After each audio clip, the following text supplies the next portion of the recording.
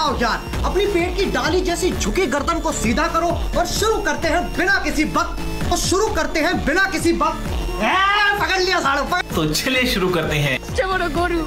Sorry,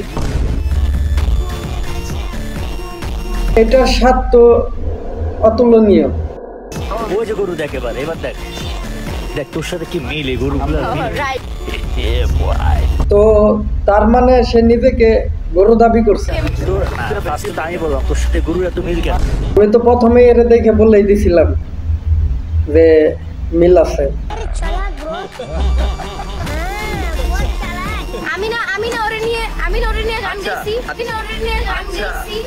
আপা ভুল করে মুখ দিয়ে সত্যি কথাটা বলেই ফেলেছে। গরু নিয়ে কি শুরু হয়েছে? গরুর সাথে গরু অনেক মিল।